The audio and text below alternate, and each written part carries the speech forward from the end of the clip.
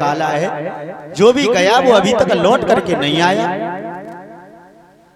जब ये विचार किया है तब तक देव ऋषि नारद का आगमन हो गया। और देव ऋषि नारद जैसे ही आए तो भोजराज कंस ने बड़े ही अच्छी तरीके से बिठाया। महाराज बिठाने के बाद देवर्षि नारद ने भोजराज कंस से एक बात कही, जब भी मैं तेरी कचहरी में आता था तेरा चेहरा चंद्रमा की भांति खिलता था भोजराज कंस, आज तेरा चेहरा इतना उदास क्यों है? तो बाबा पूछ बैठे हैं, लाला देवर्षि नारद ने भोजराज कंस से एक बात कही कि काहे मनईन ओ मेरे राजा, काहे मनईन ओ मेरे राजा।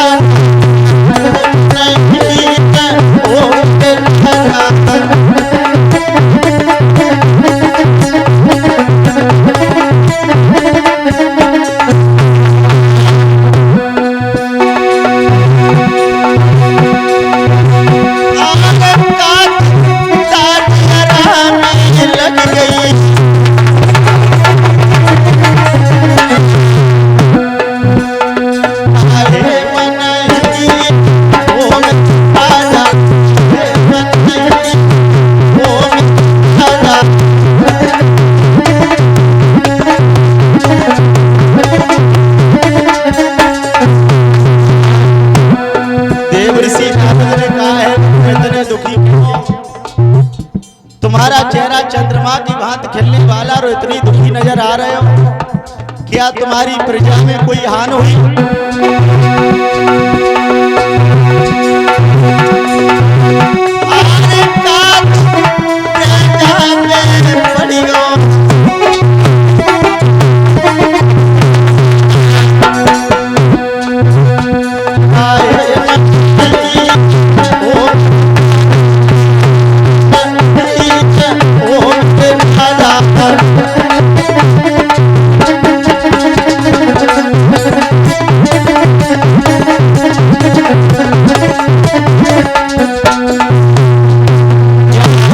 देवर्षि नारद ने कहा है इतने दुखी क्यों हो?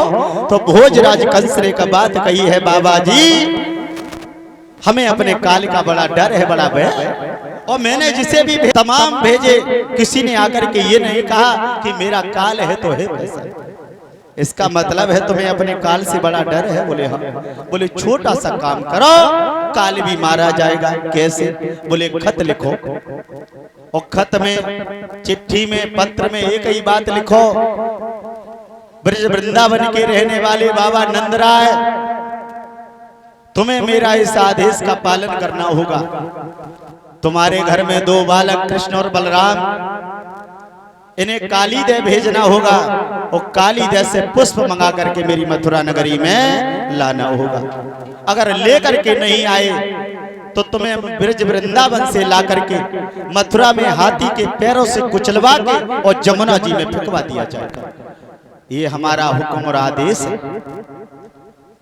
जैसे ये कहा भोजराज कंस ने कही, देवर्षि नारद तुमने बहुत अच्छी बात कही, ये काम तो बहुत अच्छा है। देवर्षि नारद ने कहा कालीदय में इतना जहरीला सर्प है, जाते जाते इनका देहांत हो जाएगा। भोजराज कंस ने कहा बारे बाबा जी आज तुमने मेरा दुख दूर कर दिया है। देवर्षि नारद कहने लगे हाँ, इसीलिए तो हम आए हैं कि तुम्हारी जल्दी उद्धार हो, जल्दी कल्याण। नारद उसी को कहते हैं जिसके मुंह से निकली हुई बात कभी रद्द ना हो, उसी को नारद कहते हैं। अब महाराज पहले में और अब में बहुत बड़ा अंतर हो गया। पहले नारद थे, अब चुगला हो गए। अब एक दूसरे को अच्छा नहीं देखना चाहते हैं, भाई भाई में प्रेम नहीं अच्छा लगता है। इतना कह सुन करके आपस में विवाद करवा देते हैं, लाठियां चलवा देते हैं। जमाना बड़ा विचित्र हो गया। कभी कहता है कि चुगिला चूकत ए नहीं गाई कहो चाहे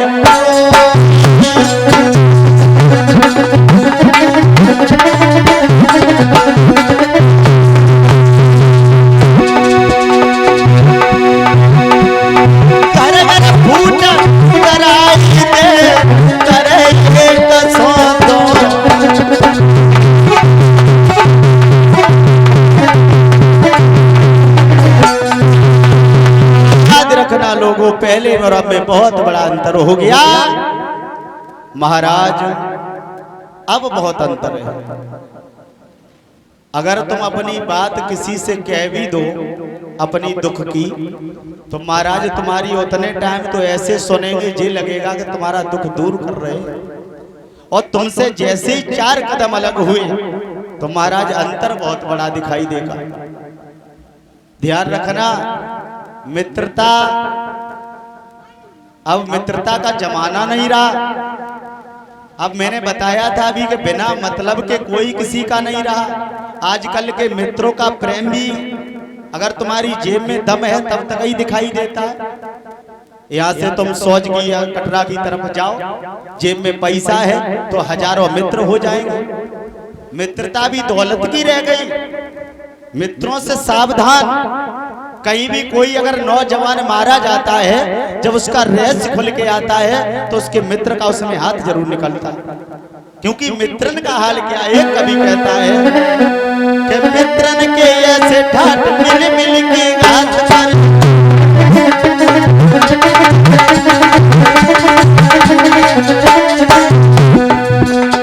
आजकल की मित्रता मित्रन के ऐसे ठाट मिल मिल की बात करे और रस मिल के आके मीठी मीठी बात करे। तुम्हारे सामने कितना खला चिढ़ाए तेरी सारी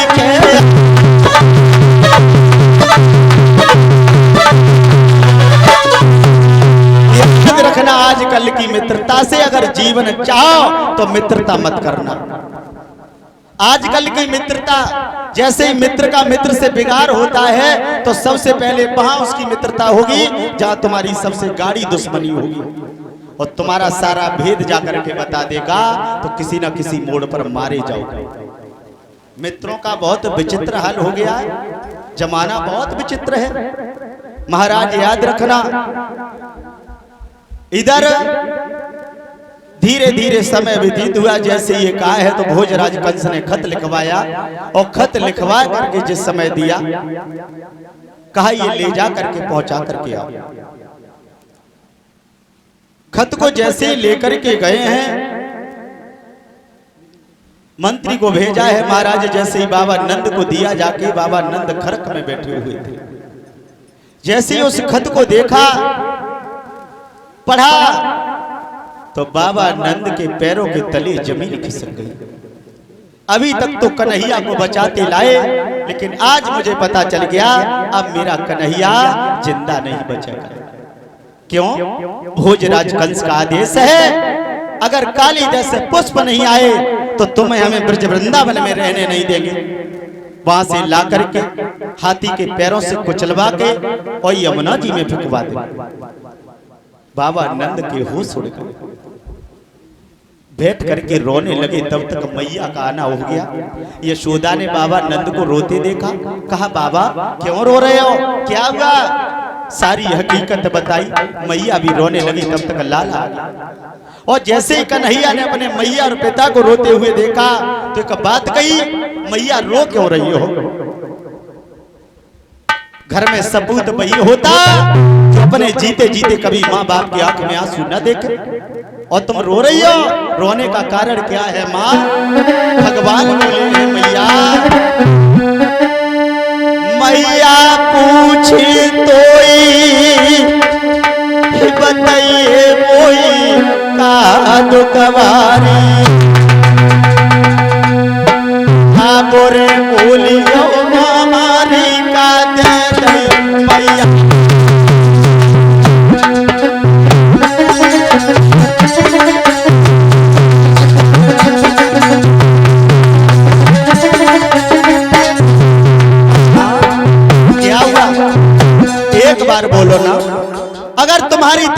ने उंगली की है तो उसकी भुजा को उखाड़ के अलग कर दूंगा। अगर माँ किसी ने आंख निकाली है, दोनों आंखें निकाल करके बाहर कर देंगे। माँ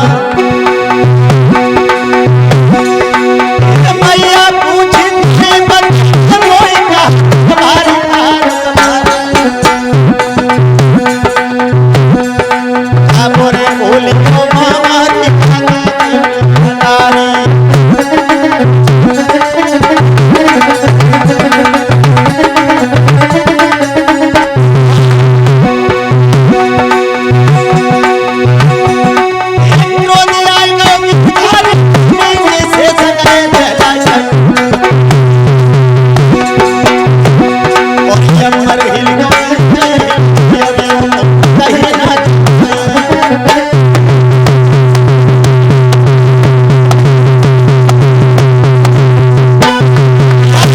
लोगों, जैसे ही भगवान कन्हैया ने ये कहा तो मैया ने हृदय से लगा लिया, कहा लाला क्षमा करना, अब हम तुम्हें बचा नहीं सकते। भोजराज कंस का आदेश है, वो तुम्हें जिंदा नहीं छोड़ेगा।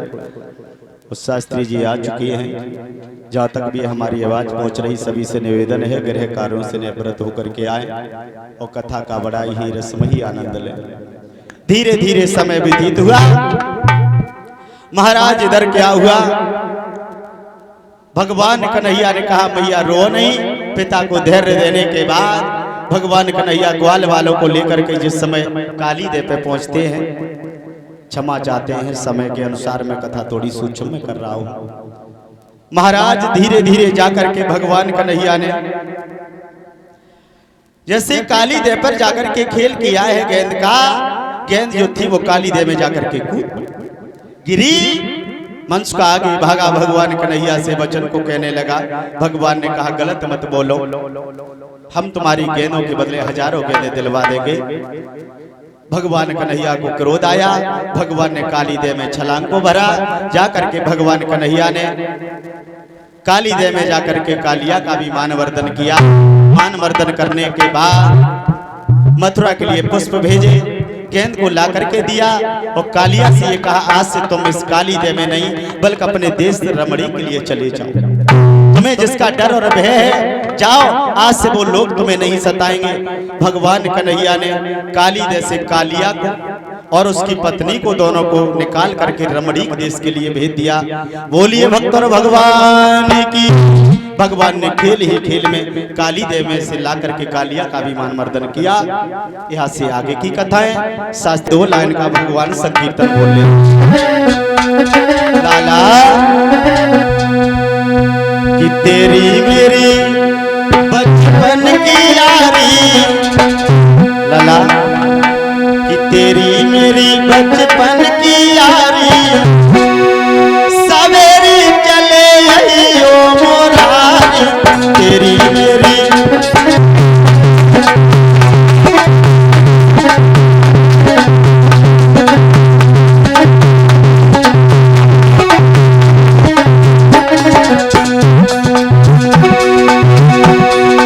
आइयो मोरारी,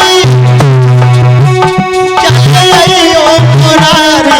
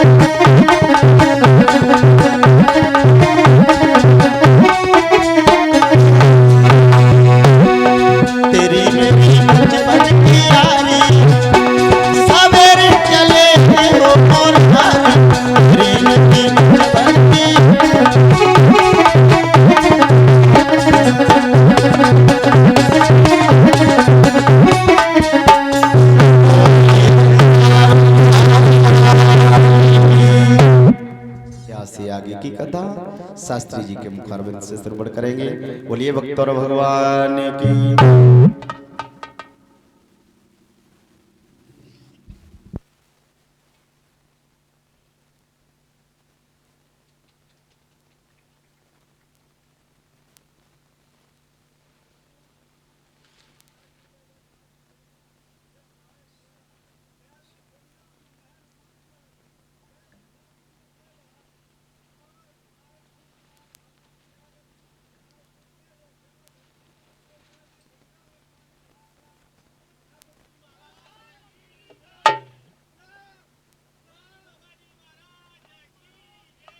हालो हालो जय श्री राधे हालो बोलिए गोविंद भगवान की।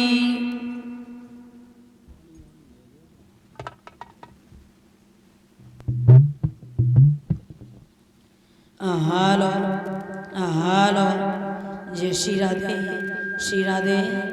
हालो हालो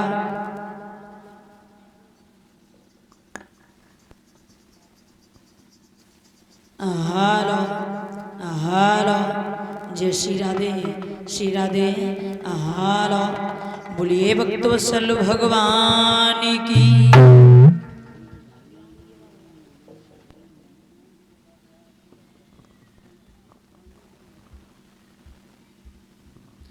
हालो हालो जय श्री राधे हालो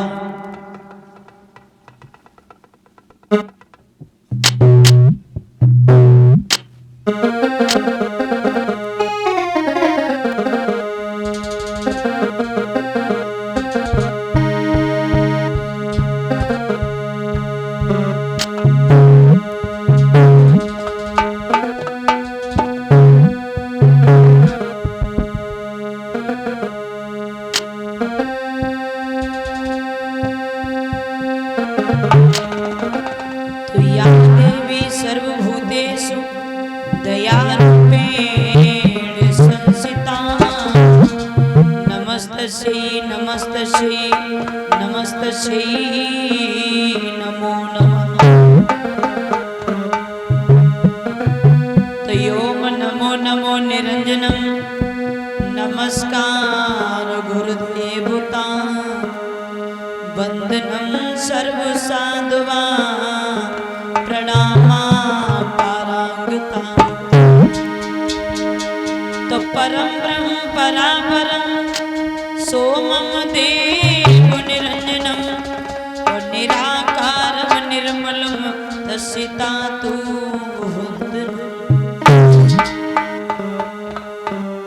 तो खाक का पुतला ये जी खाकी ही दामन गिर है खाक में मिल जाएगी ये खाक की तस्वीर है। तो श्वास श्वास में हरि भजा ये जी प्रता श्वास मत खोई और पता नहीं इस श्वास का सुहावनी होई हो।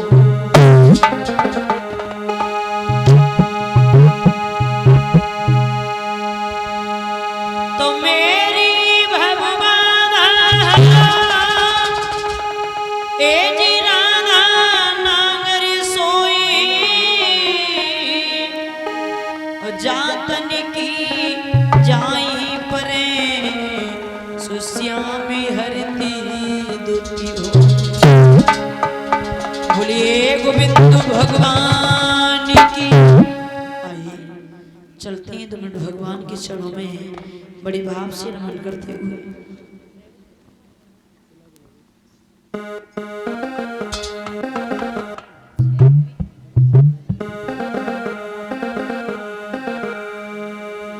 कि आसरा एक तेरा हे माँ की आसरा एक तेरा ओ एक तेरा सहारा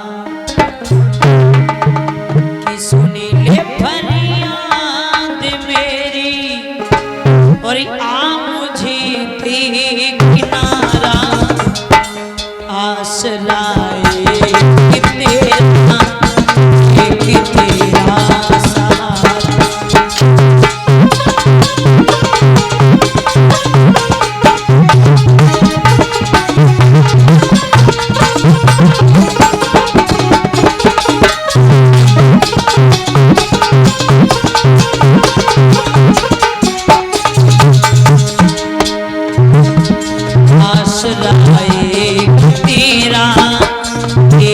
तेरा सहारा।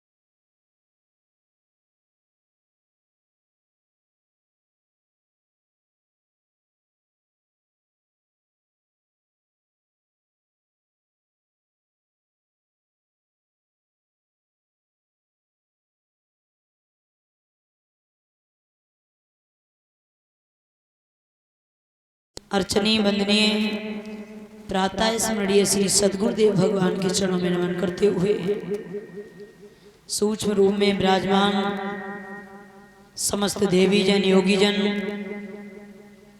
जगत की अधिष्ठात्री देवी माँ श्री राधा जी के चरणों में बड़े भाव से नमन करते हुए दृश्य दृश्य रूप में विराजमान सभी संत भगवान ये पावन स्थान ये पावन जन्म भूमि को मैं दिल से नमन करती हूँ। आइए भगवत भाव से कथा में प्रवेश करते हैं। हर हर गंगा के किनारे बैठे हुए व्यास नंदन श्री सुखदेव जी 88,000 ऋषियों के बीच में भगवान की कथा को सुना रहे हैं और समझा रहे हैं। हे राजन परीक्षित, आज भगवान की सत्संग रूपी कथा का आयोजन चलते चलते कथा का छठवां दिवस है। एक दिन और बचा है।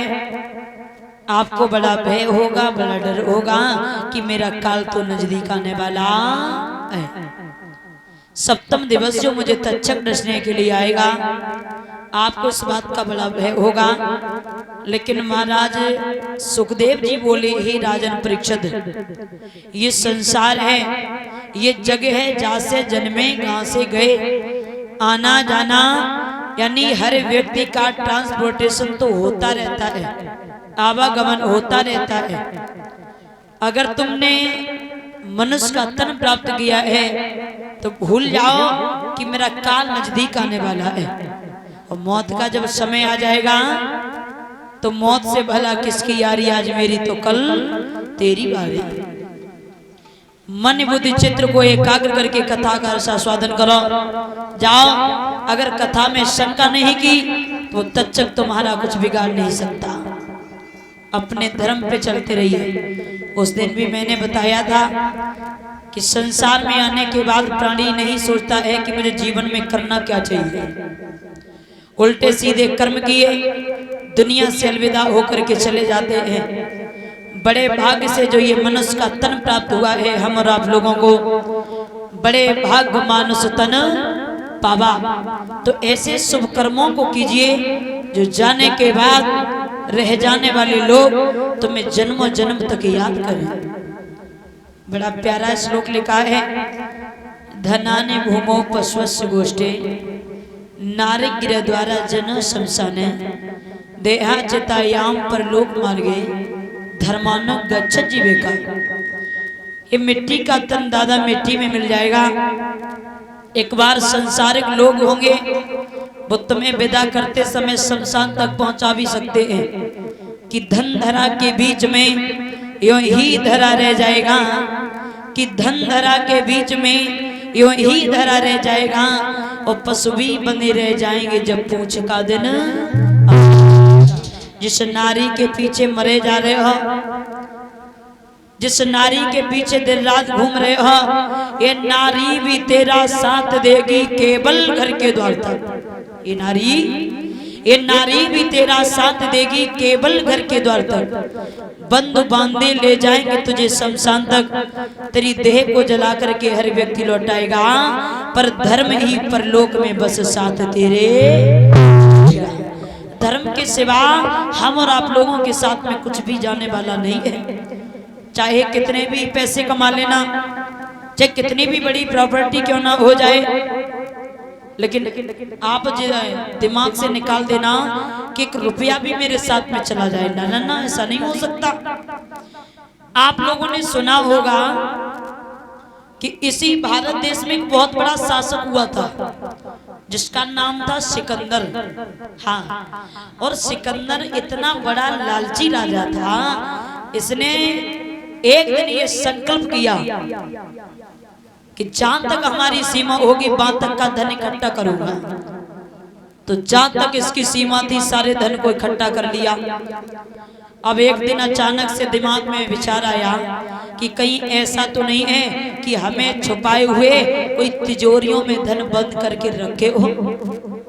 तो दिमाग लगा के एक ऊंट का खिलौना तैयार किया और कहा है, भैया ये ऊंट का खिलौना ले जाओ, जहां तक हमारी सीमा है घुमा करके आओ, जो इसे खरीद ले उसे लेकर के मेरे पास में आना। भैया ऊंट का खिलौना लेके चल दिया। चलते चले गए, आगे बढ़ते चले गए, जहां तक सीमा थी वहां तक घुमाया।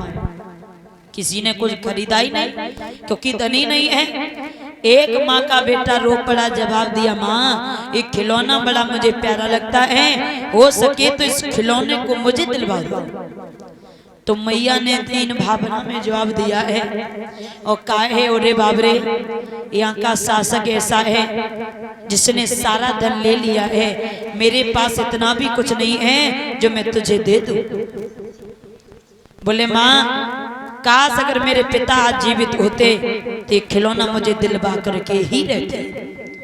तो माँ को दया आ गई, रो गई, शमशान में पहुंची, जाकर के अपने पति के शमशान को जिस समय खुदोया है तो क्या देखा है, कुछ सोने के कड़ शमशान से निकल आए। जैसा कि मैंने पढ़ा, वो सोने के कड़ लेकर के जिस समय गई है, ऊंट वाले खिलौना जो बेच रहा था उसके हाथों में दिया, जो जवाब दिया, भैया ये खिलौना मेरे बच्चे को दे दो, ये सोने के कड़ तुम्हें मुबारक हो। दे दिया। लौट करके जिस समय आए हैं, सिकंदर ने पूछ लिया, कहिए संवाददाता, अरे ये खिलौना किसने खरीदा है, उसे पास लेकर के आओ। माँ को पकड़ लिया, बीच दरबार में खड़ा कर दिया। सिकंदर ने कहा है, कहिए जब हमने सारा धन ले लिया था, कोई ऐसा घर नहीं छोड़ा जहां से मैंने धन इकट्ठा ना किया हो, फिर तुमने ये सोने के कड़ अपने क्या तिजोरी में दबा के रख दिए थे? तो मां ने रो करके कहा है, हे महाराज सिकंदर, आप यहाँ के राजा हो, आपको पता होना चाहिए कि पहली बात तो मेरा पति हमसे जुदा हो चुका है और मैं झूठ बोल के करूंगी भी क्या। ये तुम्हारा सोने के कड़ जो तुम्हारा आप सोचो धन है, ये तुम्हारा कोई धन नहीं है। कहां से लाई हो? बोले मैं अपने पति के शमशान से लाके, शमशान से लेकर के आई हूं। बोले हाँ। अब सिकंदर इतना बड़ा लालची राजा था, दिमाग लगाया, इसका मतलब है कि शमशानों में खजाना है। आदेश कर दिया कि जहां तक हमारी सीमा है शमशानों को खुदवा लिया जाए। भैया सारे आए हैं लेने के लिए, तो सिकंदर से कहा है, चलिए महाराज समय पूरा हो चुका है, आपको इसी वक्त यानी हमारे साथ अभी चलना होगा। सिकंदर ने कहा है, पागल हो गए क्या, मैं बहुत बड़ा धनी हूं, मैं बहुत बड़ा सेठ हूं। बोले आप धनी हो अपने लिए हो, आपका पैसा मायने नहीं रखता है, जो समय आ चुका है आपको इसी वक्त मेरे साथ चलना पड़ेगा। मौत का समय जो निश्चित है वो उसी समय पर आएगी, और जिस वक्त मौत आ जाएगी वो घड़ी न टलने पाएगी। अरे बंधे दिनों का जीवन है और बंधे दिनों का मरना है, और जीवन है तो बनना है, बेकार रंज भर करना है। सिकंदर ने कहा है, इसका मतलब है कि मैंने खामे खाम प्रजावासियों को दुख दिया। अगर मुझे ये पता होता कि धन काम में नहीं आएगा तो मैं इतना दुख काहे को देता। यमराज जब लेके चले हैं तब सिकंदर ने कहा है, हमें ले तो जा रहे हो, जब हमें अर्थी पर पहुंचाओ तो दोनों हाथ हमारे यूं कर देना, क्योंकि समाज को हम ये बताना चाहेंगे कि सिकंदर इतना बड़ा लालची राजा था, इतना बड़ा पैसे वाला था, जब दुनिया से अलविदा होकर के गया तो दोनों हाथ खाली लेकर के आ गया। जब सिकंदर दुनिया से अलविदा हुआ तो किसी ने चंद्र पंक्तियां लिखी, बड़ी प्यारी लगती है, कि जो सारे मुल्क के माली थे, जो सारे मुल्क के माली थे, जिनके रंगीन ख्वाब थे, और सिकंदर जब गया दुनिया से तो दोनों हाथ, कुछ भी नहीं है इस दुनिया में, चाहे कितना भी धन कमा लो भैया, शमशान में जाकर के अगर कफन में 1 रुपया भी पड़ा होगा ना, वो भी बार कर लिया जाएगा। फिर अंदाजा लगाओ कि क्यों मरे जा रहे हो पैसे के चक्कर में। हम देख रहे हैं कि जब किसी की मृत्यु हो जाती है तो कुछ लोग पैसे की बरसात कर देते हैं। जब अर्थी लेकर के जाते हैं तो पैसे फेंकते हैं। आपने कभी अंदाजा लगाया कि पैसा फेंका क्यों जाता है? हमारे समझ में तो एक ही बात आई कि पैसा फेंकने का मतलब सिर्फ एक है कि सारी जिंदगी तू मरता रहा, 1-1 रुपया के लिए भटकता रहा, और अब तुझे दम हो, तेरे शरीर के अंदर शक्ति हो, सामर्थ्य हो, ताकत हो, क्षमता हो, तो फिर अकड़ के क्यों लेटा है? उठा ले, कितना पैसा पड़ा है। ये पैसा फेंकने का और कोई मतलब नहीं होता है। क्या तू लेके आया जग में, क्या तू लेके जाएगा, और तूने जो कमाया प्यारे दूसरा ही देगा। ना कुछ लेके आए हो और ना कुछ लेकर के जाओगे। जो भी दुनिया में कमाओगे खाने वाला दूसरा बैठा है, फिर काहे को मरे जा रहे हो। जितना भी समय मिले समय को नष्ट मत करो, जितना भी वक्त मिले वो अमूल्य समय को निकाल करके भगवान के चरणों में लगा दो। पशुओं की भांत आए, पक्षियों की भांत आए, पेट भरते रहे, संसार से विदा होकर के चले गए, तो मानव और जानवर में अंतर ही क्या है। एक कवि कल्पना कर रहा है, बड़ा ही सुंदर लिखा है चेतावनी भजन में।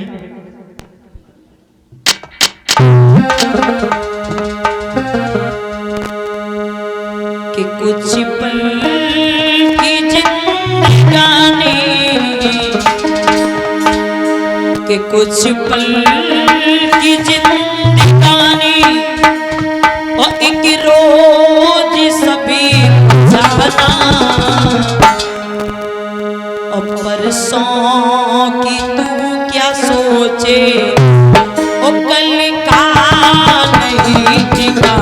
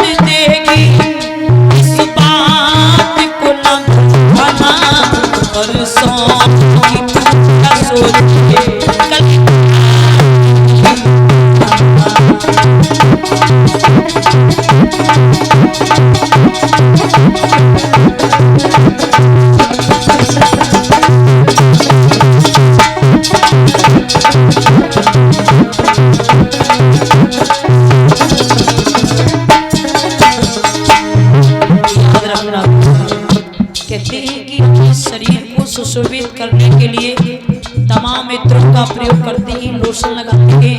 लेकिन अरे भैया, चाहे कितने भी इत्र डाल लो इस शरीर में, चाहे कितने डिब्बे के डिब्बे लोशन लगा लो, लेकिन एक दिन इसको तो राख होना ही है। मल मल के दुखी अपने तन को अरे निखारा, इत्रों की खुशबुओं से महके बदन सारा।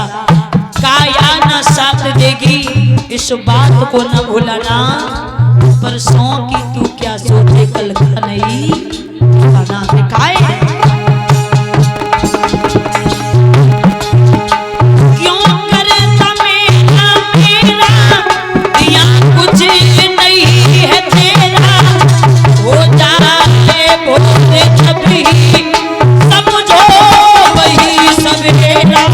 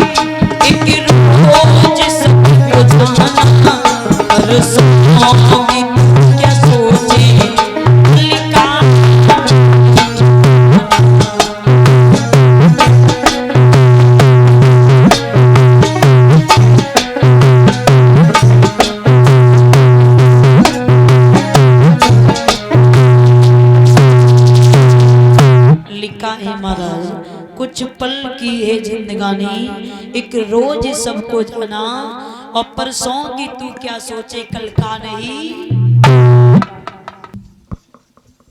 महाराज श्री सुखदेव जी समझाते हैं राजन परीक्षित, दुनिया में अगर आए हो तो ऐसे शुभ कार्य कीजिए जो जानने के बाद रह जाने वाली आपकी पीढ़ी आपको जन्मों जन्म तक याद करे। अभी बड़ा ही सुंदर सा प्रसंग चल रहा था आप लोगों के बीच में कि भगवान कन्हैया का जिस समय अवतार हुआ, अवतार लेते ही लेते भगवान श्याम सुंदर ने किस तरीके से अकासुर बकासुर पूतना जैसे इत्यादि राक्षसों का वध किया, कालिया का भी मान मर्दन किया। भगवान श्याम सुंदर अपनी बाल लीलाओं को यूं ही आगे बढ़ाते रहे। थोड़े सयाने हुए तो कन्हैया का पहला काम माखन चोरी का रहा। श्याम सुंदर ने छोटी सी उम्र में माखन चोरी भी की। थोड़े और सयाने हुए तो आइए आगे देखते हैं कि मुँह मुरलीधर घनश्याम ने छोटी सी उम्र में किस तरीके से महाराज देवराज इंद्र के घमंड को धूल में मिलाया और गोवर्धन का पूजन करवाया और उनसे काम लिया। श्री सुखदेव जी बोले, हे राजन परीक्षित,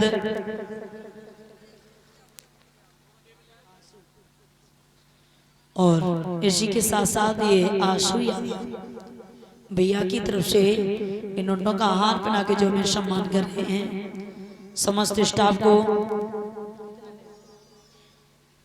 ये 11-11 मुद्राओं से सम्मान कर रहे हैं। आशा करती हूँ भगवान कन्हैया सुख शांति प्रदान करें, धर्म के लिए वही हाथ तो जल बने रहें, धर्म पे चल करके अपने नाम को रोशन करें। बोली बाल कृष्ण भगवान की। मेरे भैया साथ साथ आपको एक बात और बता दें कि दुनिया में जिसने घमंड किया भगवान ने आकर के उसका चूर चूर किया। रावण को बड़ा घमंड था, भगवान ने रावण के भी घमंड को तोड़ा। कंस को बड़ा अभिमान था, भगवान ने कंस के भी घमंड को तोड़ा। कौरवों को बड़ा घमंड था कि हम 100 भाई हैं, हमारा कौन क्या कर सकता है, लेकिन भगवान ने आकर के कौरवों के भी घमंड को, यानी जिसने घमंड किया भगवान ने उसके घमंड को तोड़ा। परीक्षित ने प्रश्न कर दिया है, गुरुदेव घमंड सबका तोड़ा, क्या अर्जुन का भी तोड़ा? बोले हाँ। कब तोड़ा? बोले अर्जुन का भी घमंड तोड़ा भगवान ने। कब तोड़ा? बोले इस तरीके से तोड़ा था कि एक दिन का जिक्र था कि जिस समय देव ऋषि नारद गंधराज पुष्प लेकर के गए हैं तो जाकर के पुष्प रुक्मिणी को दिया तो सत्यभामा को बुरा लगा। सत्यभामा ने कहा है, प्रभु जो बहन रुक्मिणी को गंधराज पुष्प दिया है देव ऋषि नारद ने, वह पुष्प मुझे भी चाहिए। तो भगवान ने सोचा कि एक पंथ तो काज होंगे, सत्यभामा की इच्छा भी पूर्ण होगी और अर्जुन का घमंड भी दूर होगा, क्योंकि अर्जुन को ये अभिमान था कि हमारे समान कोई बलशाली नहीं है। तो भगवान ने अर्जुन को बुलाया, कहा है अर्जुन चले जाओ, जा करके गंधराज पुष्प लेकर के आओ। अर्जुन चले हैं, पहुंच गए हैं जंगल के नजदीक। क्या देखा है? बड़ा सुंदर सा बगीचा है और उस बगीचे में अनंत बलवंत श्री हनुमंत लाल जी का पहरा है। आगे बढ़े हैं तो जैसे ही पूंछ पर पैर रखा है सही हनुमान जी एकदम से खड़े हो गए। कौन है आप? बोले हमें पूछ रहे हो, तुम कौन हो? जवाब दिया, हमारा परिचय तुम पूछ रहे हो? बोले हाँ। अर्जुन ने कहा है परिचय पूछने से पहले हम तुम्हें एक बात बता दें, परिचय तो बाद में देंगे, इस बगीचे से हम पुष्प लेने के लिए आए हैं। पुष्प लेने के लिए? बोले हाँ। हनुमान जी ने कहा है आप पुष्प ले नहीं सकते। अर्जुन ने कहा है अगर तुम में इतनी दम है और इतनी ताकत है तो आप हमें रोक के दिखाओ, हमारा पैरा है, हम पुष्प को लेने नहीं देंगे। अब एक राम भक्त है और दूसरी ओर कृष्ण भक्त है। आज दोनों में आज युद्ध शुरू हो गया। हुआ ऐसा,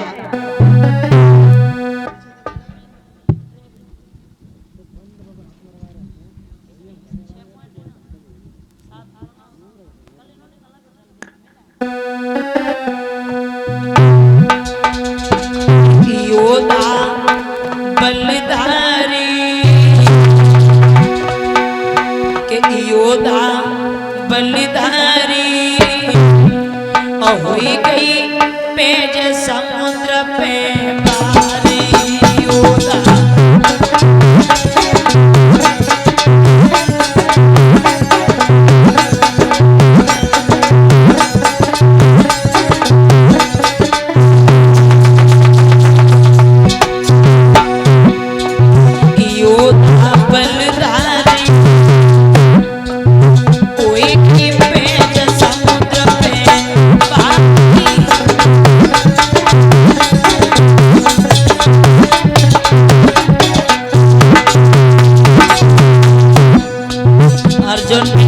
दिया है कि पुत्री के बच्चे मैं पुष्प लेने से इनकार कर रहे हो। पहले हमें अपना परिचय दे दो, तुम कौन हो? हनुमान जी ने जवाब दिया, मेरा परिचय पूछ रहे हो तो सुना।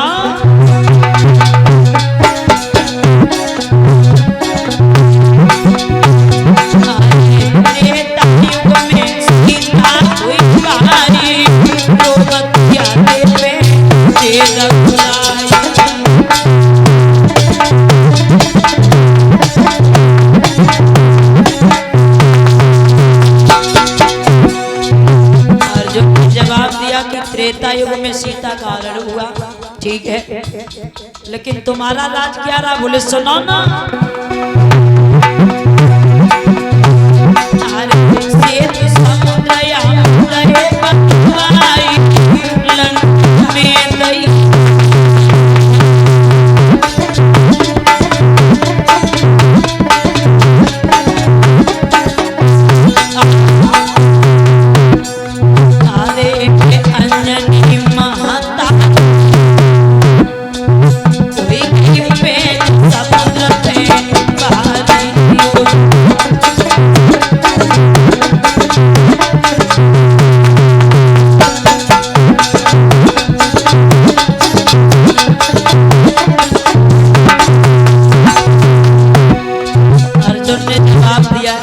कोई बात नहीं, सीता का हरण हो गया तो तुमने पता लगाया। और वैसे हमने तो ये सुना है कि वो पुल तुमने अकेले नहीं बनवाया, बात तो नल नील यानी सब लोग उपस्थित हुए थे। तुम्हारे अंदर इतनी कहाँ ताकत थी जो तुम अकेले बना लेते? इसके अलावा कोई दूसरा प्रमाण है? बोले बिल्कुल है, सुना।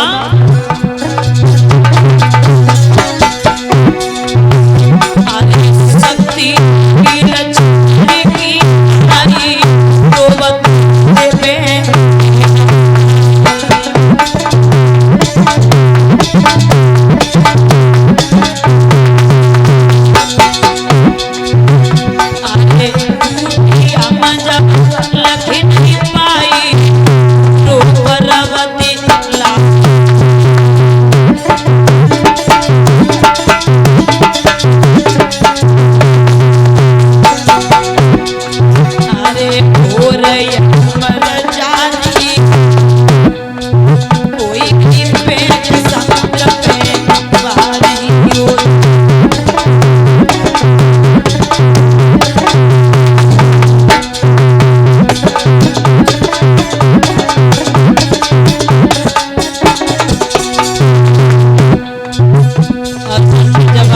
इसका मतलब है कि तुम अपनी पुत्र हनुमान। बोले हाँ।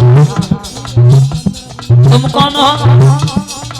अर्जुन ने जवाब दिया, हमारा पुत्र पूछ रहे हो तो हम तुम्हें जरूर बताएंगे।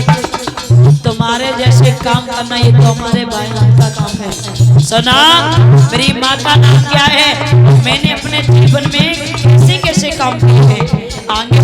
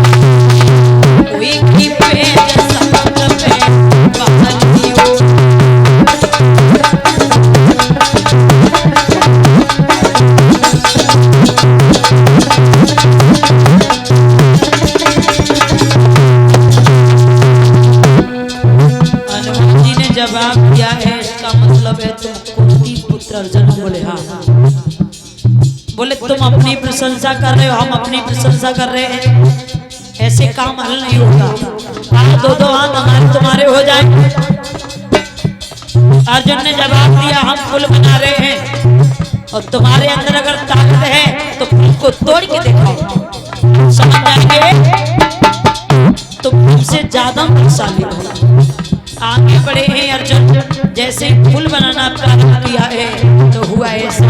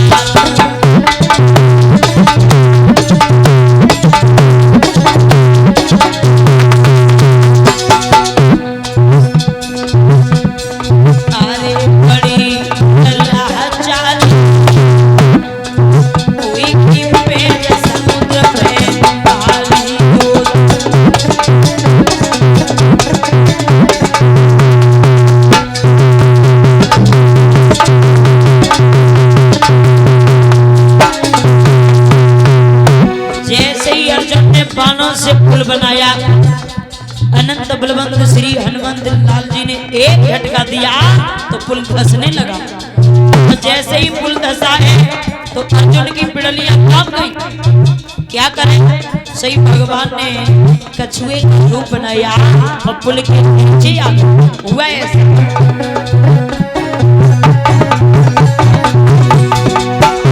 अरे खून से धारा लाल गई है हनुमान जी ने।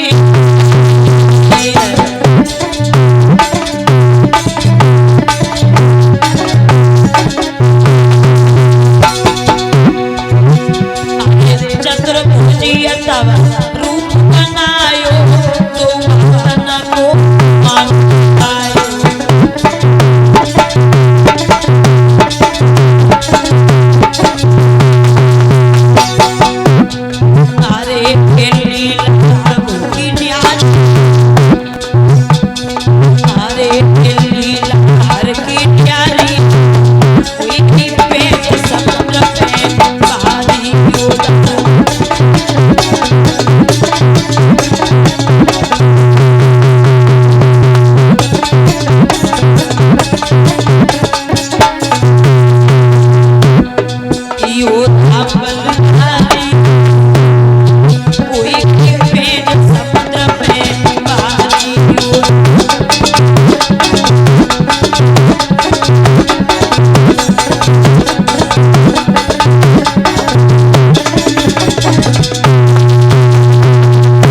रखना भैया, अर्जुन ने जैसे ही पुल बनाया हनुमान जी ने एक तो पुल धस गया।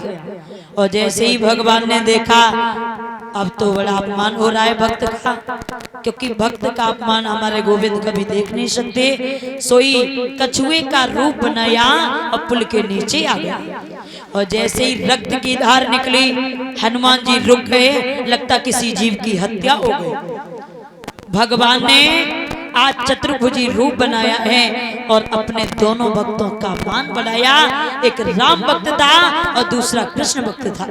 श्री सुखदेव जी बोले, हे राजन परीक्षित, इस तरीके से भगवान श्री कृष्ण ने अर्जुन के भी घमंड को तोड़ा।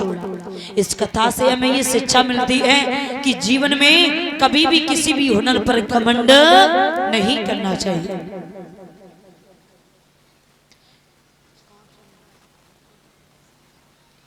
और इसी के साथ साथ ये परम सम्मानीय भैया अवनीश यादव, इनका छोटा सा बालक ये अभी यादव की तरफ से ये नोटों का हार बना के जो मुझे सम्मान किया है, 501 रुपए देकर के मेरा भव्य स्वागत कर रहा है।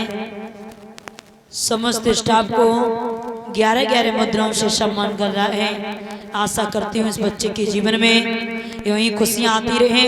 ऐसी प्रभु से मेरी विनती और आकांक्षा है। बोलिए बाल कृष्ण भगवान की। वही गौर करते हैं ना, कथा का प्रसंग चल रहा था। भगवान मुरलीधर घनश्याम ने छोटी सी उम्र में गिरिराज महाराज का पूजन कैसे करवाया।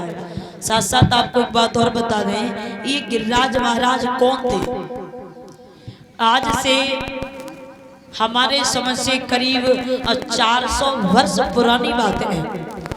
जब त्रेता युग में भगवान पुल बना रहे थे तो क्या देखा है कि जब पुल पूरा नहीं बना तो आदेश कर दिया कि जाओ हनुमान जी अपनी सेना को लेकर के जो भी ईंट खंजर पत्थर मिले वो लेकर के चले आओ, क्योंकि मुझे पुल पूरा बनाना है। चले हैं हनुमान जी, जिसे जो मिला हाथों में लेकर के आ रहा था। हनुमान जी ने क्या देखा है कि गोवर्धन का पूरा पर्वती उठा करके ला रहे थे, और जैसे ही इधर से गए हैं तो मथुरा के आसपास पहुंचने ही वाले थे, तब तक उधर से संदेशा ही आ गया कि जो जहां खड़ा हो हाथों में जो भी लिए हो वो वहीं के वहीं छोड़ दे, क्योंकि पुल पूरा बन चुका है। अब गोवर्धन पर्वत को जैसे ही हनुमान जी ने छोड़ा, सही गोवर्धन महाराज रोने लगे। कहा है हनुमान जी, अब तुमने ना तो मुझे घर का रखा और ना घाट का रखा। हमने सोचा था घर अगर बिगड़ गया तो कम से कम भगवान के शरणों में पहुंच जाएंगे, जो हमारा उद्धार हो ही जाएगा, लेकिन अब क्या करें। तो हनुमान जी ने आदेश कर दिया कि जाकर के भगवान से कहो ये गोवर्धन बहुत रो रहे हैं, इनको क्या करें, कहाँ ले जाएं। तो भगवान ने कहा है गोवर्धन से कह दो कि वो इंतजार करें, हम उनके पास जरूर आएंगे।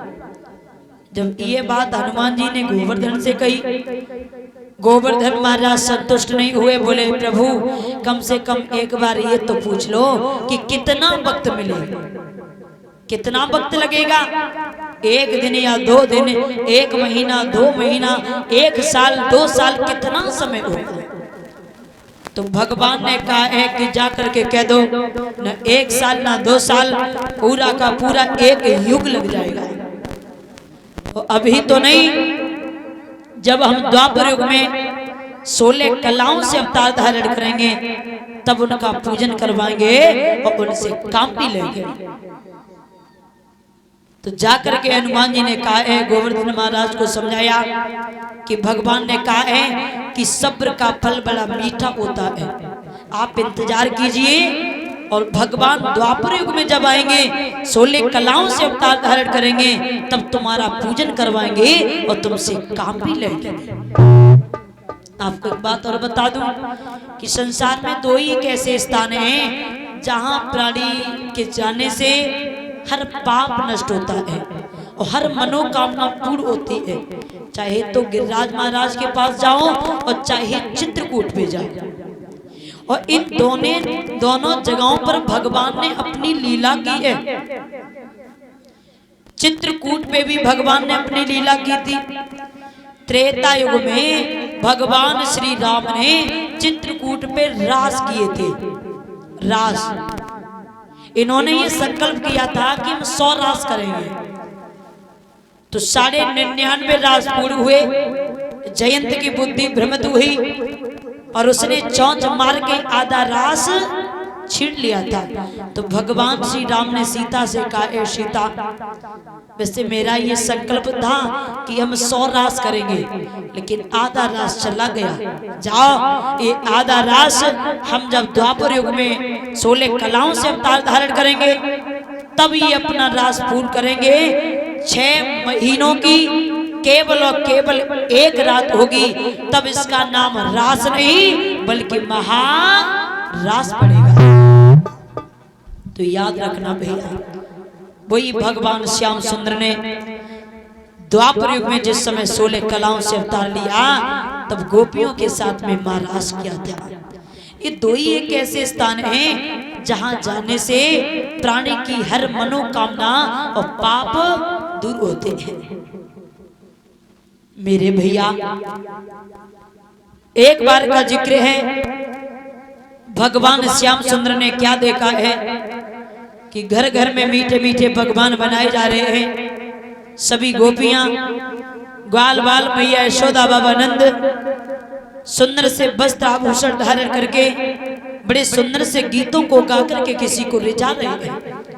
कन्हैया ने देखा तो भगवान श्याम सुंदर के दिमाग में एक बात गूंज गई। इन गोपियों को, ग्वाल बालों को, मैया यशोदा, बाबा नंद को सच्चे पथ का ज्ञान नहीं है।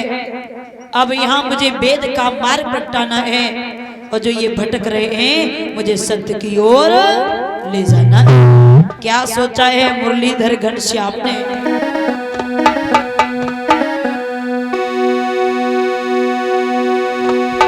कि मोहन ने सोचा गानों को, अब मुझे असली तत्व का ज्ञान नहीं,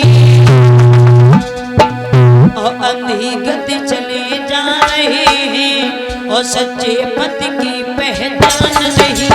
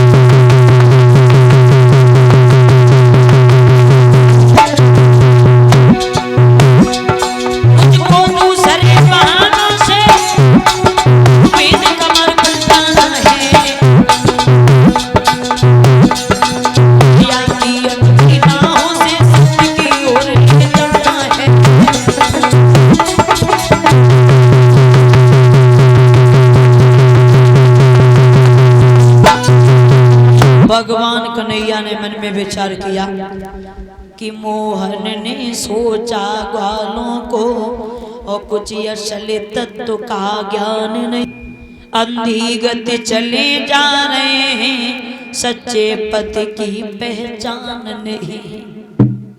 मुझको दूसरे बहानों से अब वेद का मार्ग प्रकटाना है, माया की अंधी राहों से सत्य की ओर ले जाना है। कन्हैया ने मन में विचार किया है, इन गोपियों को सच्चे पथ का ज्ञान नहीं है, अब हमें यहाँ वेद का मार्ग प्रगटाना ही पड़ेगा। जो माया की अंधी झाड़ियों में उलझे हुए हैं, इन्हें मुझे सत्य की ओर ले जाना है। कन्हैया भागे और जाकर के मैया यशोदा के पास पहुंचे, आवाज लगाई है, मैया यशोदा, मैया क्या बात है जो आज घर घर में मीठे मीठे पकवान बनाए जा रहे हैं। सभी गोपियां ग्वाल बाल सुंदर से वस्त्र आभूषण धारण करके आकर किसको रिझा रहे हैं? पूछ बैठे हैं मुरलीधर घनश्याम।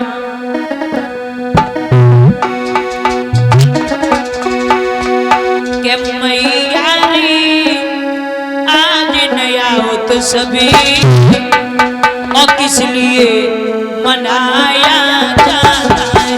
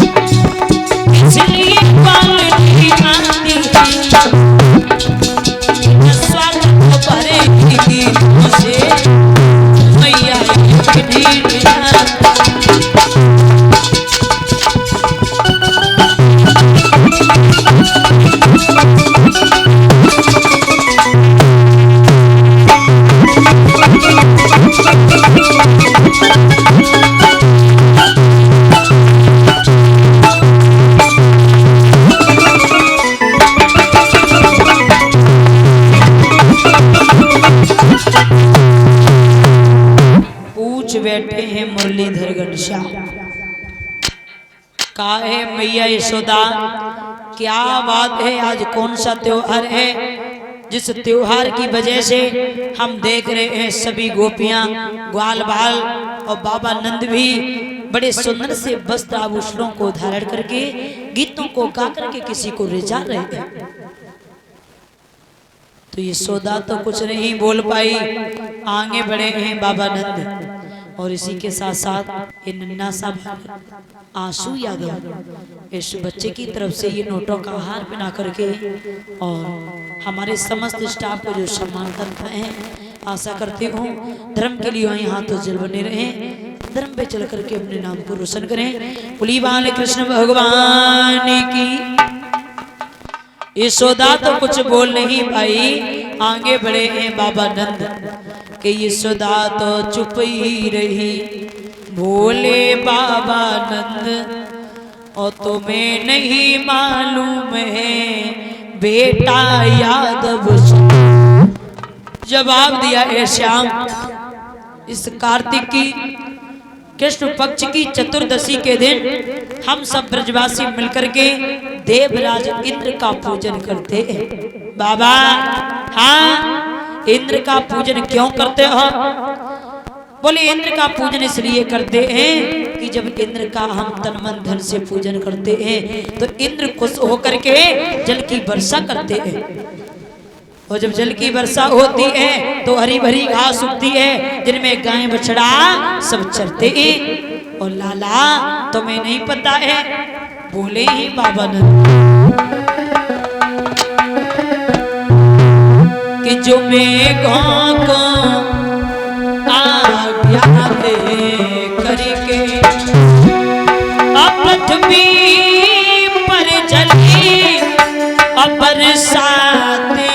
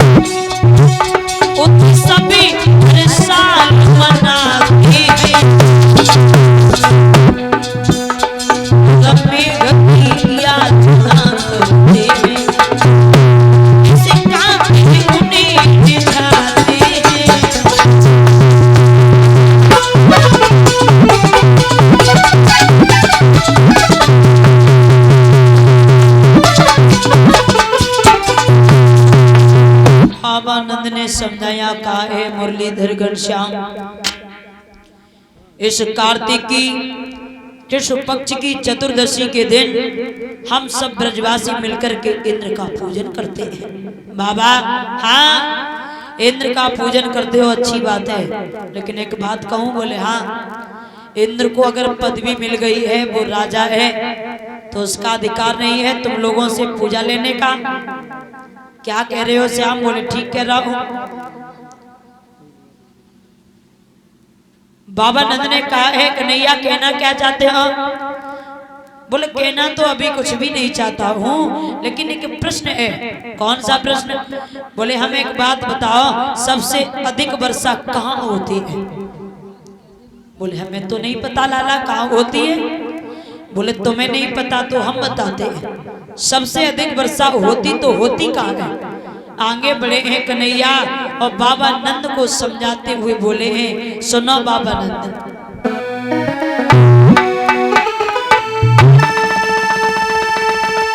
कि सुनता हूँ हिमगिर पर्वत पर और जो जाना वर्षा होती है, क्या इसी तरह से बाबर भी सालाना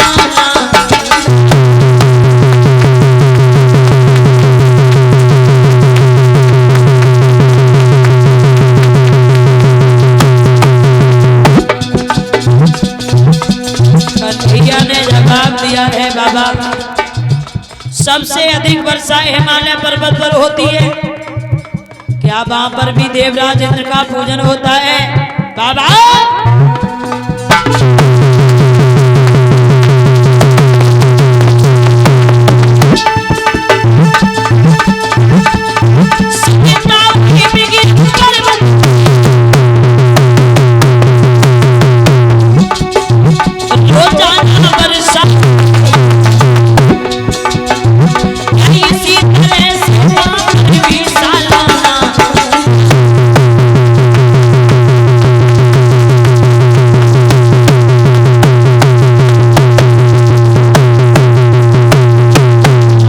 जवाब दिया है बाबा, सुनता हूँ हिमगिर पर्वत पर रोजाना वर्षा होती है, क्या इसी तरह से वहां पर भी सालाना पूजा?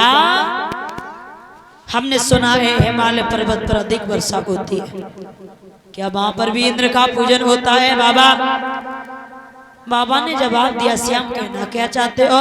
बोले कहना ये चाहता हूँ कि आज इंद्र का पूजन कोई नहीं करेगा। क्यों?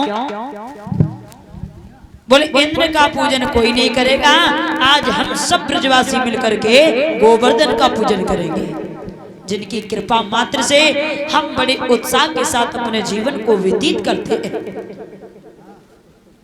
आगे बढ़े हैं बाबा नंद, जवाब दिया है मुरलीधर घनश्याम, इंद्र का पूजन नहीं किया तो इंद्र नाराज हो जाएगा। कन्हैया ने कहा है नाराज हो जाएगा तो ज्यादा करेगा, जल की वर्षा नहीं करेगा तो ना करे। हमारे भुजाओं के अंदर इतनी शक्ति है, ताकत है, क्षमता है, जो यमुना से काट के नहरों के द्वारा खेतों पर आराम से पानी पहुंचा लेंगे। लेकिन बाबा आज इंद्र का पूजन कोई ही नहीं करेगा। भगवान कन्हैया को समझाने लगे हैं बाबा नंद और कहा है श्याम आपको नहीं पता है, छोटी सी उम्र है, अरे ये तो हमारे कुर्मा खानदान से ये चला आ रहा है सिस्टम, ये पूजन आचरण जो हम करते हैं, लाला इसमें आप रोक ना लगाओ। और जैसे ही इतने शब्द सुने हैं तो कन्हैया बाबा नंद से मुंह फेर के खड़े हो गए, कुछ देर तक बोले नहीं। सही बाबा ने कहा है लाला लगता है तू नाराज हो गया। बोले बिल्कुल हो गया। क्यों? कन्हैया ने कहा है बाबा सच पूछा जाए तो ये दुनिया बड़ी विचित्र है। क्यों? बोले दुनिया बड़ी बेढंगी है, जो पूजने लायक है उसकी हम पूजा नहीं करते हैं, और जो पूजने लायक नहीं है उसकी हम पूजा करते हैं। कितना विचित्र है ये जमाना। बाबा एक बात कहूं, कहिए श्याम, आज कन्हैया दीन भावना में जब जब देने लगे हैं और काहे बाबा नंद तुम्हें नहीं पता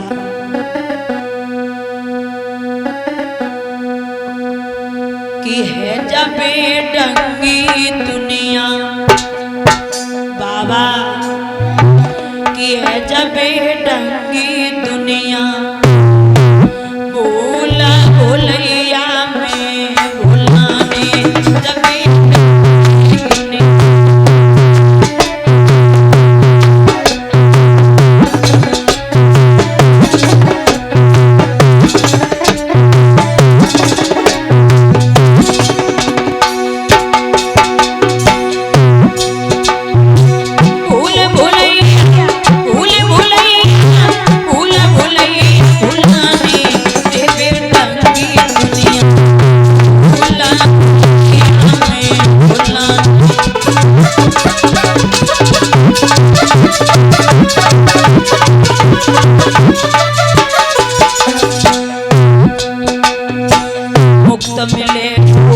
राम नाम पाप व्यक्ति उठावे। कन्हैया ने जवाब दिया है बाबा, भगवान का नाम जो बगैर पैसों में मिलता है लोग उसे भी लेना पसंद नहीं करते हैं, बल्कि उस पे भी व्यंग करना चाहते हैं। और सुना, मुक्त मिले राम नाम पाप व्यक्ति उठावे। अरे गड़े मरघट मसान पे चंदन फूल जलावे,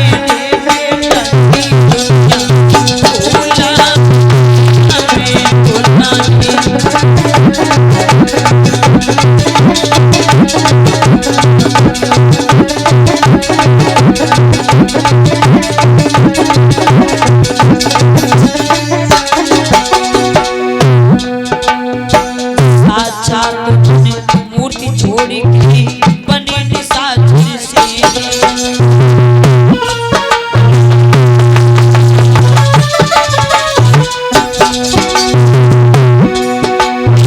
ब्रह्मा विष्णु महेश छोड़ के पूजे नगरी देवी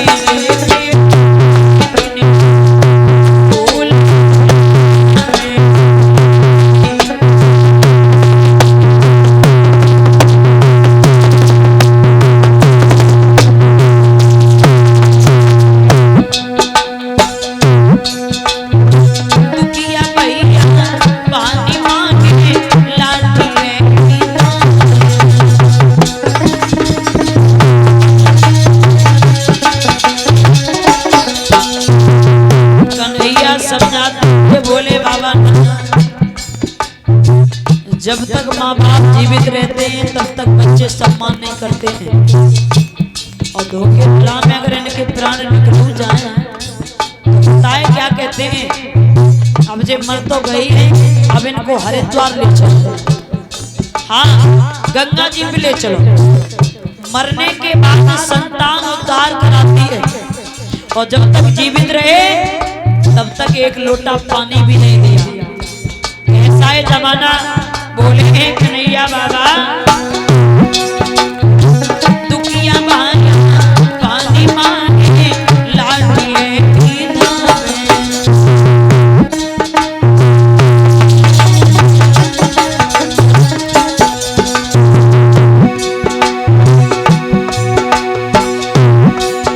और जीत बाबा को बात न पूछी, गंगे गावे रे डंगी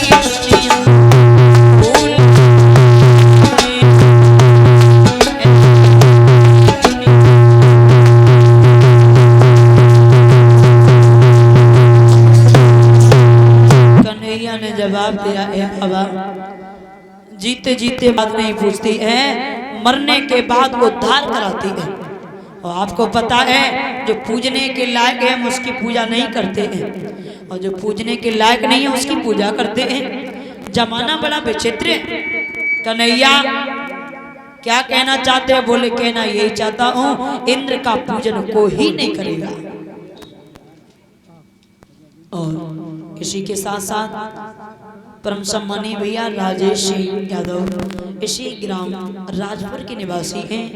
भैया की तरफ से ये नोटों का हार बना के जब मुझे सम्मान कर रहे हैं, और समस्त स्टाफ को 11-11 मुद्राओं से सम्मान कर रहे हैं। 501 रुपए देकर के मेरा भव्य स्वागत कर रहे हैं। आशा करती हूँ भैया के जीवन में यूं ही खुशियाँ आती रहें, धर्म पे चल करके अपने नाम को रोशन करें। बोलिए भक्तवत्सल भगवान की। मेरे भैया बार बार समझा रहे हैं बाबा नंद कन्हैया को, लेकिन कन्हैया एक भी बार बाबा नंद की बात को नहीं मान रहे हैं।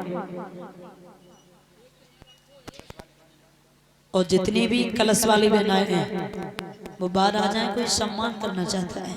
जितनी भी कलश वाली बहनें, भगवान कन्हैया ने बार बार समझाया है बाबा नंद को। अंत में बाबा नंद को मजबूर होना पड़ा। जितनी भी गोपियां थी, जितने भी ग्वाल बाल थे, जो हाथों में मीठे मीठे पकवान लिए हुए थे, सभी को साथ लिया। आज इंद्र का पूजन ना हो करके सभी लोग बड़े हैं आगे गोवर्धन का पूजन करने के लिए चले हैं। हर्षोल्लास के साथ में मीठे मीठे पकवान लेकर के सुंदर से गीतों को गा करके आज चले हैं। परीक्षित जी और परीक्षित जी की धर्मपत्नी, एक पति जी की धर्मपत्नी, आप लोग आ जाएं। जो भी खीर पूरी पुआ लाए हों आकर के गोवर्धन का पूजन करें।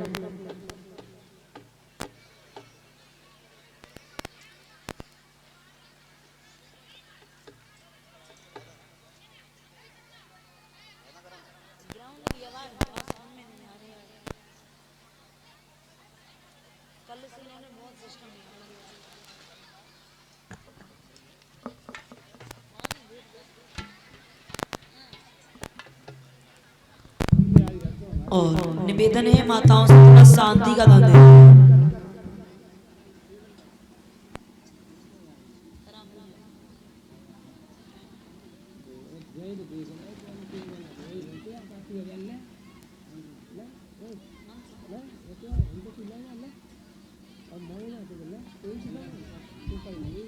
एक लोटे में जल मंगवा लो।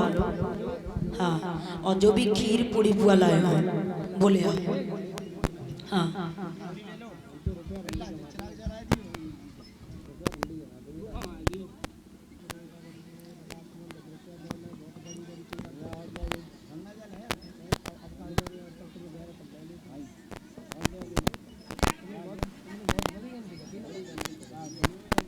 खीर पूरी पुआ चढ़ा दी।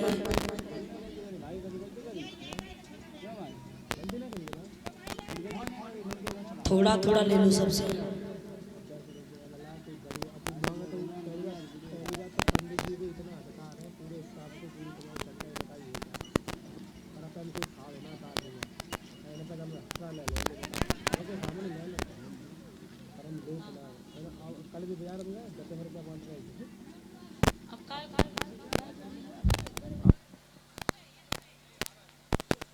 बाकी की माताओं से निवेदन है आप लोग रुक जाए, पहले इन लोगों को पूजन कर लेना उसके बाद।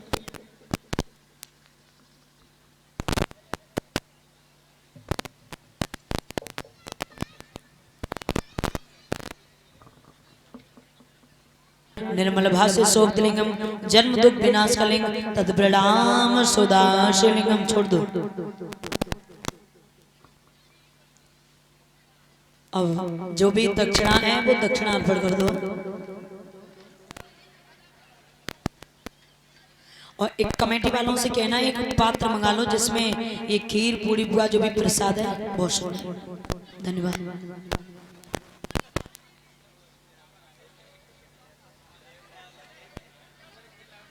परीक्षित जी जो भी दक्षिणा लाए हो वो दक्षिणा अर्पण करो। हमसे थोड़ा ही ना लो। कन्हैया ने विचार किया है, इसका मतलब है कि धोबी से जितनी आसानी से बात की उतना ही सर के ऊपर सवार होता चला रहा है। आगे बढ़े हैं श्याम।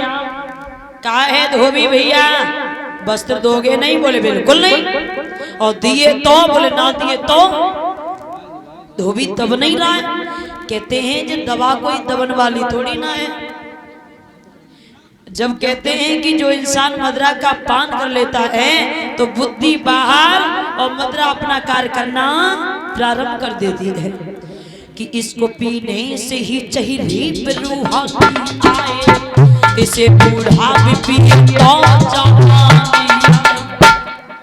कहते हैं कि शराब पीने से इंसान की बुद्धि भ्रष्ट हो जाती है, बुद्धि बाहर और शराब अपना कार्य करना चालू कर देती है।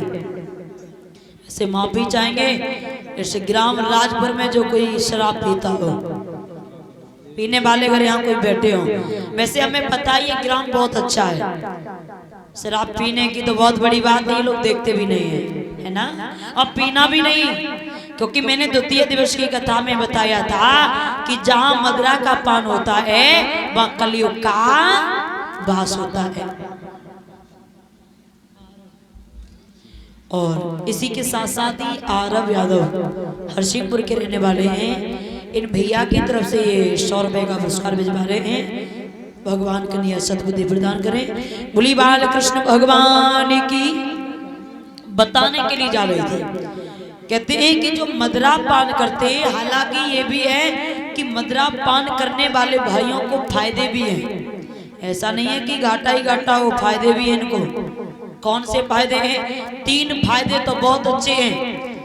कितनी भी भयंकर गर्मी पड़े और पंखा चले या ना चले, कूलर चले या ना चले, एसी चले या ना चले, तपती हुई धूप में इनको डाल देना, इन्हें गर्मी नहीं लगती है और रात में प्यार से सोते हैं, मच्छर पास में भी नहीं आते हैं।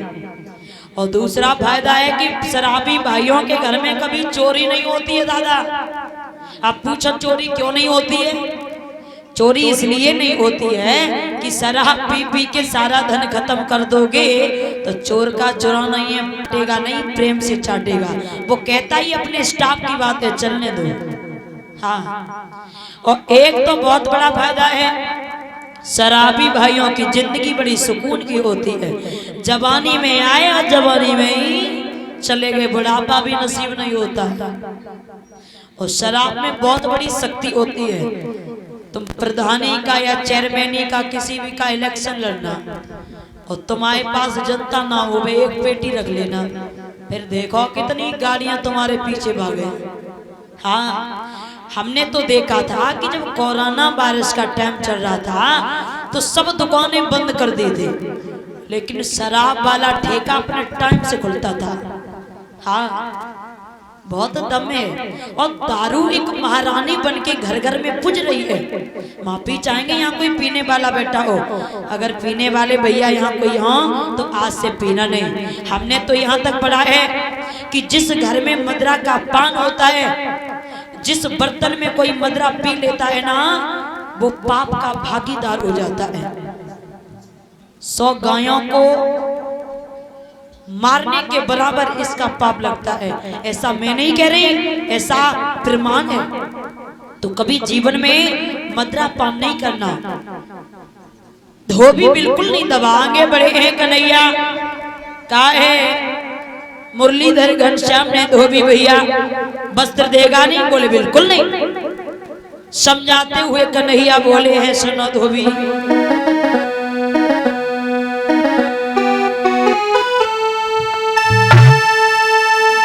कि हम सीधी सादी बात करी, उल्टा सीधा बकता, मेरे ही मीठे बचना पर नालायक।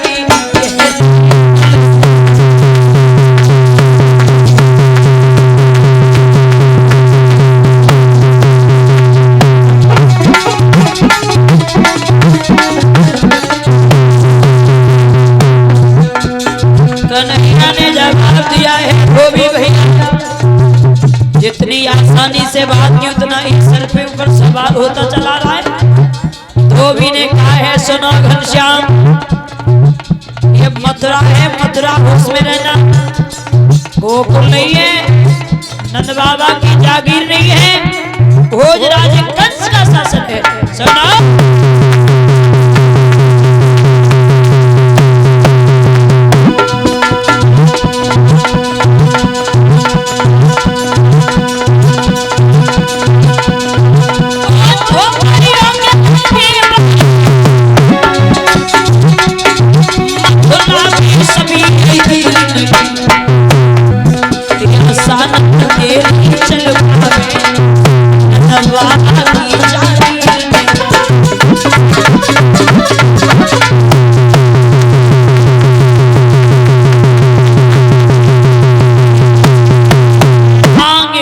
के भगवान कन्हैया ने धोबी के गाल में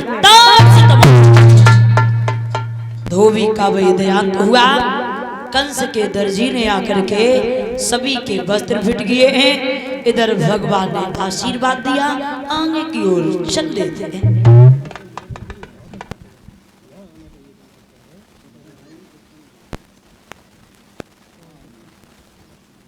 और इसी के साथ एक परम सम्मानीय भैया गुड्डू यादव भैया की तरफ से इन नोटों का हार बना के जो मुझे सम्मान कर रहे हैं और 101 रुपये दे करके 201 रुपये दे करके मेरा बहुत स्वागत कर रहे हैं। समस्त स्टाफ को सम्मान कर रहे हैं। जितनी भी कलश वाली बहनाएं हैं उनका स्वागत कर रहे हैं। आशा करते हैं भैया के जीवन में वही खुशियाँ आती रहें, धर्म पे चल करके अपने नाम को रोशन करें। बोली भक्त और भगवान की वही गौर करते हैं। कन्हैया दर्जी को आशीर्वाद देने के बाद आगे बढ़े हैं। क्या देखा है दूर से कंस की दासी आ रही है। दासी 3 जगह से टेढ़ी है, हाथ में चंदन का कटोरा है। एक कभी कहता है अरे वो दासी कैसी थी, लिखा तो यहां तक देखा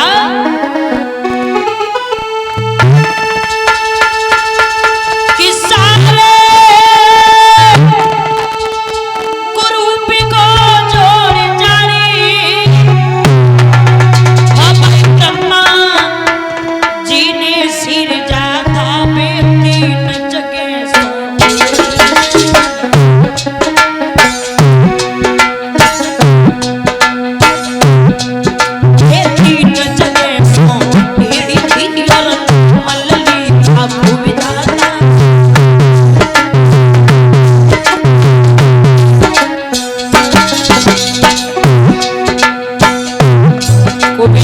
समय आगे बढ़ी है।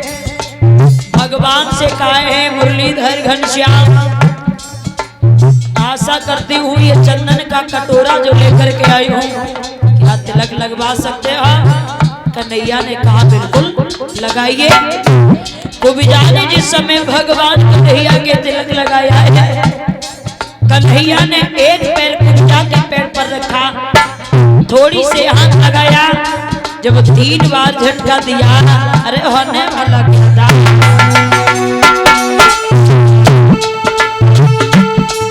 मोहन का याद लगाते ही कुबड़ी मिट की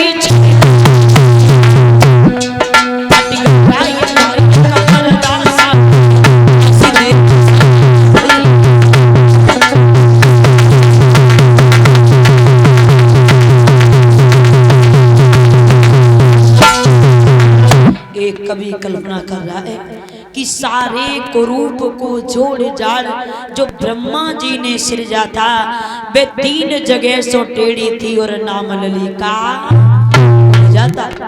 मोहन का हाथ लगाते ही कुबड़ी मिट के छविवान ही फट गया यकायक पर्दा सा कोई दासी देवी। कन्हैया के तिलक लगाया, श्याम सुंदर ने थोड़ी से हाथ लगाया, एक पैर कुबिजा के पैर पर रखा, 3 बार जब झटका दिया है तो वो दासी के देवी के समान हो गई। आशीर्वाद दिया है, कुबिजा अपने घर के लिए चली आती हैं। अब बड़े हैं भगवान कन्हैया आगे। क्या देखा है भोजराज कंस ने कोवलिया पीढ़ हाथी को दरवाजे पर लगा दिया है और कह दिया है कह देना घनश्याम से कोवलिया पीढ़ हाथी से युद्ध करे और ऐसे युद्ध में परास्त करके आगे की ओर चले। कोवलिया पीढ़ हाथी देखा है, कन्हैया ने कहा है भैया वीरवान इस हाथी को एक तरफ कर लो। बोले बिल्कुल नहीं। क्या? बोले पहले युद्ध कीजिए, हाथी को युद्ध में परास्त कर दो, आगे की ओर चले जाओ। कन्हैया ने जवाब दिया है भैया वीरवान कैसा है तेरा हाथी, निकाल इस हाथी को, देख लेते हैं कितना बल है तेरे हाथी में। आगे बढ़े हैं मुरलीधर घनश्याम।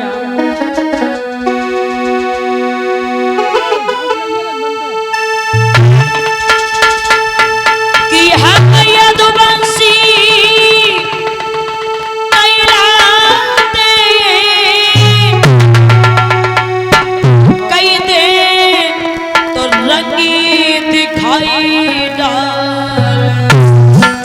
निकाल अपने हाथी को और कहिए पसली पसली करके तेरे हाथी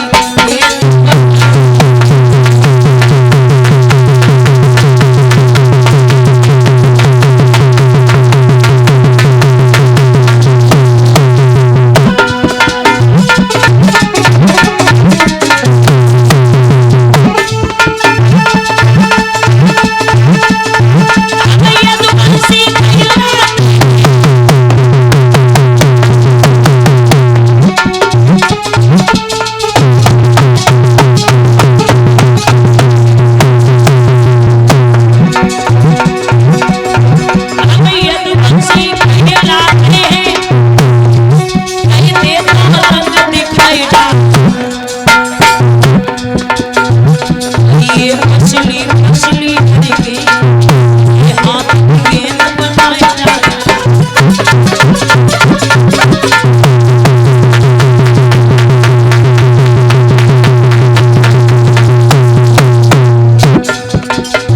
आगे बढ़े हैं मुरलीधर घनश्याम कोवलिया पीड़ हाथी और भगवान कन्हैया में जिस समय युद्ध शुरू हुआ है लोगों, भगवान श्याम सुंदर ने उस कोवलिया पीड़ हाथी की सूंड को पकड़ के जिस समय जमीन पर डाला है, नतीजा ये हुआ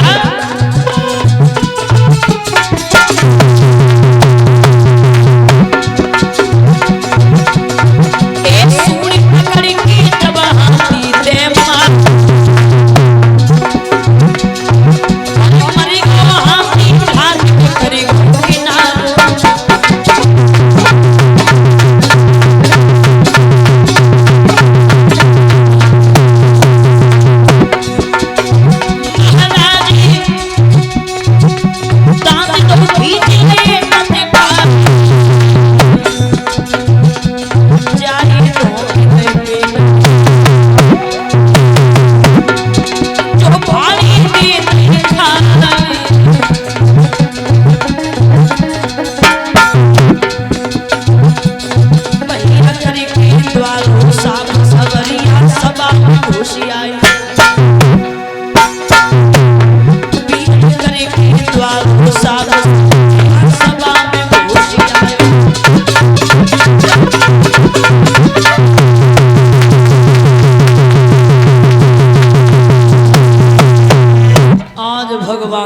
सुंदर ने कोवलिया पीड़ हाथी का जिस समय वध किया है, आगे बढ़े हैं, कंस को पता चला है तो आदेश कर दिया कह देना घनश्याम से वो धनुष रखा है, धनुष को तोड़ दे और आगे की ओर चले जाए।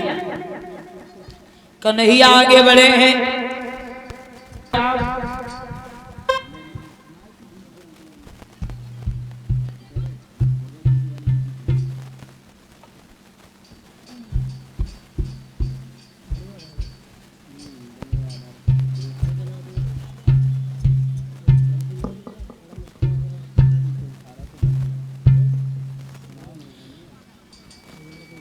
और इसी के साथ साथ एक परम सम्मानी भैया गुड्डू यादव की माता जी की तरफ से 201 रुपये से हमारा सम्मान कर रही हैं। आशा करती हूँ मैया के जीवन में यही खुशियाँ आती रहें, धर्म पे चल करके अपने नाम को रोशन करें, ऐसी प्रभु से मेरी विनती और आकांक्षा है। बोली वक्तोसल भगवान की। कन्हैया आगे बढ़े, जवाब दिया भैया वीरवान एक तरफ हट जाओ।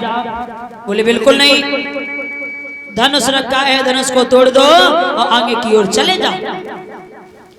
कन्हैया ने कहा है भैया वीरवान आज हमें कोई रोक नहीं सकता है। और बोले हैं घनश्याम कि हम झूठी और इसी कदर झुके और जैसी भेड़ी झुकी जाती।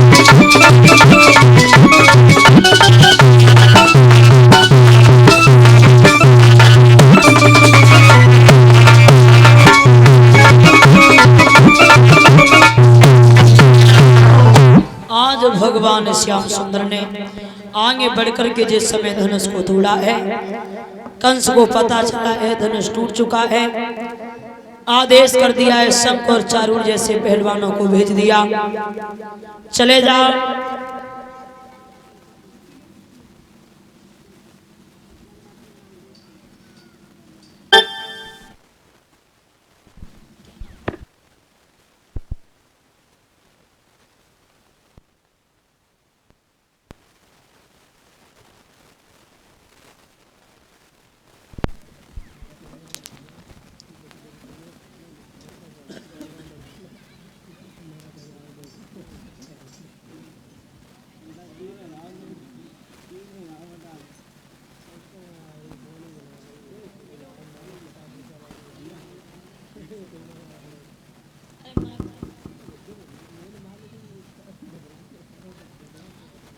और इसी के साथ साथ ये नन्ही सी बालिका अन्नू यादव की तरफ से ये नोटों का हार बना कर गए, पगड़ी पहना करके मेरा सम्मान कर रही हैं। भगवान से प्रार्थना है इस बच्ची के जीवन में खुशियां आती रहे। बोली बाल कृष्ण भगवान की।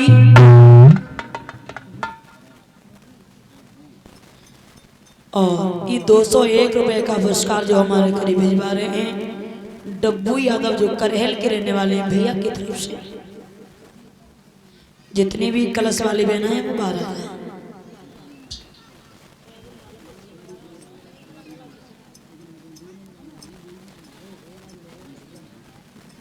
धनुष को तोड़ने के बाद कन्हैया आगे बढ़े हैं, शंख और चारूर जैसे पहलवानों से सामना किया है।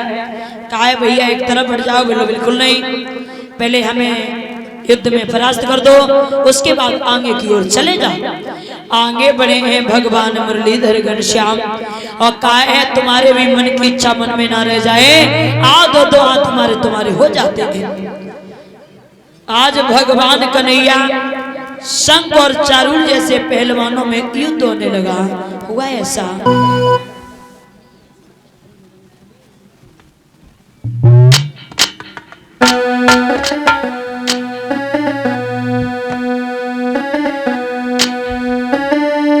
कि आज शंख और चारूर पहलवान रे श्याम सोहन